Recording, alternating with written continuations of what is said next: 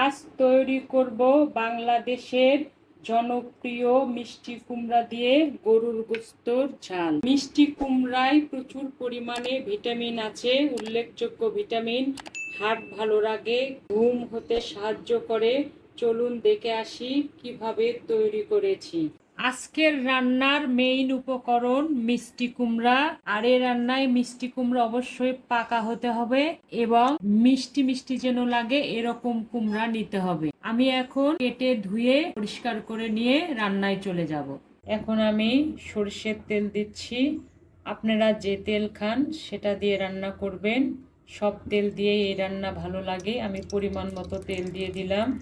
কাপের মতো পেঁয়াজ কুচি দিলাম, দিলাম দুটা, গরম মশলা দিয়ে দিলাম, ভেজে নেব। আসবো 3-4 মিনিট পরে। ভাজা হয়ে গেছে, পানি দিয়ে দিলাম। একটু পেঁয়াজ ব্রাউন কালার করে নিই, একটু কালার ধরে এসেছে, এই পর্যায়ে পানি দিয়েছি, কারণ আমি আজকে রান্নায় পেঁয়াজ বেরেস্তা ব্যবহার করব। এখন আমি একে একে সব মশলা পর্যায়ক্রমে দিয়ে দিচ্ছি। গরুর গোশত আছে 3 পোয়া, 1.5 চামচ করে আছে আদা বাটা, জিরা বাটা, রসুন বাটা দিলাম পরিমাণ মতো, মরিচের গুঁড়া দিলাম পরিমাণ মতো, এটা যার যার ঝাল যেরকম খাবো সেরকম। লবণ দিলাম পরিমাণ মতো, যদি লাগে পরে আবার দেব। মশলার গুঁড়ো দিলাম 1/2 চামচ, গুঁড়া ধনে গুঁড়া দিলাম 2 চামচ। রান্নায় আমি পোস্ত ব্যবহার করব, পোস্তটা আমি 2 পর্যায়ে দেব। এখন এই মশলাগুলো আমি কষিয়ে নেব। তেল ভেসে উঠেছে, আমি 4-5 মিনিট মশলাটা কষিয়ে নিয়েছি যেন মশলার কাঁচা গন্ধটা চলে যায়। এই পর্যায়ে আমি গরুর গোশত দিয়ে দিলাম। এই রান্নায় গরুর গোশত একটু হাড় নিতে হয়, তেল নিতে হয়, তাহলে এই রান্নাটা টেস্ট হয়। এখন আমি এই মশলার ভেতরে গোশতগুলো কষিয়ে নেব, দেখব কতটুকু পানি বের হয়।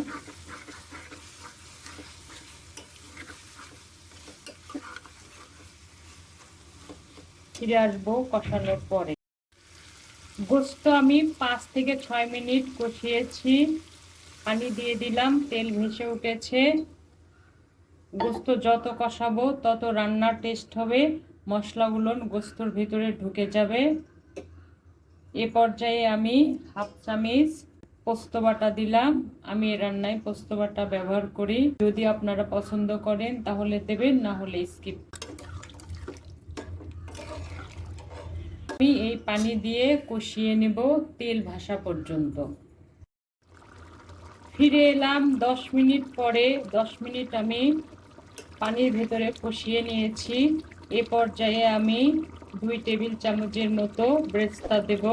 এ পর্যায়ে বেরেস্তা দিলে বেরেস্তার যে ঘ্রাণ এবং স্বাদটা গোশতর ভেতরে থেকে যাবে। আপনারা চাইলে প্রথম যখন গোশতটা দেব তখনও দিতে পারেন, তবে আমি এই পর্যায়ে দিচ্ছি, এটা আমি মনে করি। বেরেস্তা দিয়ে আমি আরো ভালোভাবে কষিয়ে নেব তেল ওঠা পর্যন্ত।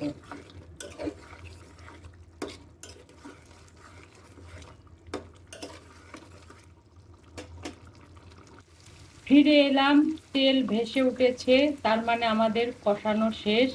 গোশতের কাঁচা গন্ধটা চলে গিয়েছে। এ পর্যায়ে আমি গোশত সিদ্ধ হওয়ার জন্য গরম পানি দিলাম পরিমাণ মতো।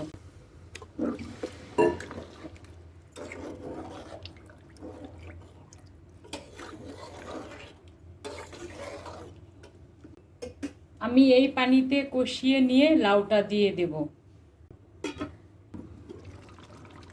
আমি লাউগুলো দিয়ে দিয়েছি একটু পানি থাকতে থাকতেই, এতে করে এই পর্যায়ে লাউ দিলে তাহলে লাউটা খেতে টেস্ট হবে। আর লাউয়ের সঙ্গে আমি 1 টেবিল চামচ পেঁয়াজ বেরেস্তা দিয়েছি, এতে করে রান্নাও যেমন স্বাদ হবে, লাউটা যখন মুখে পড়বে লাউটাও খেতে স্বাদ লাগবে। এখন আমি ওই পানির ভেতরে লাউ এবং গোশত দুটোই কষিয়ে নেব ভালো করে, এতে করে রান্নাটা আরও স্বাদ হবে। আমার জাল মিডিয়াম টু হাই হিটে আছে। আমি লাউটা একটু বড় বড় করে কেটে নিয়েছি, যেহেতু গোশত তো একটু নরম নরম হয়, ওই জন্য একটু বড় বড় করে কেটে নিয়েছি। কষানো হয়ে গেলে আমি ফিরে আসব। যে পানিতে আমি লাউ দিয়েছিলাম সেই পানির ভেতরে আমি 8 থেকে 9 মিনিট কষিয়ে নিয়েছি। তেল ভেসে উঠেছে, এখন আমি রান্নার হওয়ার পানি দিয়ে দিলাম। আমি মাঝে মাঝে কিন্তু অনেক নাড়ানাড়ি করেছি যেন গোস্ত না লেগে যায় শুরু থেকেই এ পর্যন্ত। এখন আমি রান্না হওয়ার পরে ফিরে আসব। ফিরে এলাম 10 মিনিট পরে। এ পর্যায়ে আমি 1 চামচ ব্রেস্তা আর 4-5টা কাঁচামরিচ দিলাম, চামচ গরম মশলা দিলাম। আমি একটু ঝোল ঝোল খাবো, ওই জন্য এ পর্যায়ে দিয়ে দিলাম। আর লাউ গোস্ত সব একদম সিদ্ধ হয়ে টইটুম্বুর হয়েছে, যা ঘ্রাণ এসেছে না রান্না করলে বুঝতেই পারবেন না। জালটা অফ করে দিলাম। আপনারা যে পর্যায়ে খাবেন বা যে রকম খাবেন ওই পর্যায়ে জালটা অফ করে দেবেন, গরম মশলা দেবেন, কাঁচামরিচ দেবেন, এতে করে ফ্লেভার এবং স্বাদ দুটোই অটুট থাকবে। ফিরে আসব 10 মিনিট পরে। ফিরে এলাম 10 মিনিট পরে। এত সুন্দর কালার হয়েছে, হয়ে গেল মিষ্টি কুমড়া দিয়ে গরুর গোস্তর ঝাল। যারা খেয়েছেন তারা নিশ্চয় বুঝতে পারছেন কত স্বাদ। খাওয়ার পরে অনেক সময় গরুর গোস্ত কিন্তু বেঁচে যায়, সেই গোস্ত দিয়েও এ রান্না করতে পারবেন, এতটাই সুস্বাদু এ রান্না। আশা করি আপনাদের ভালো লেগেছে। ভালো লাগলে আমার ছোট্ট চ্যানেলটি প্লিজ সাবস্ক্রাইব করে ভিডিওটি লাইক কমেন্ট শেয়ার করে আমার সঙ্গে থাকবেন। ভালো খান, সুস্থ থাকুন, এই দোয়া করি। ইনশাল্লাহ আবার দেখা হবে।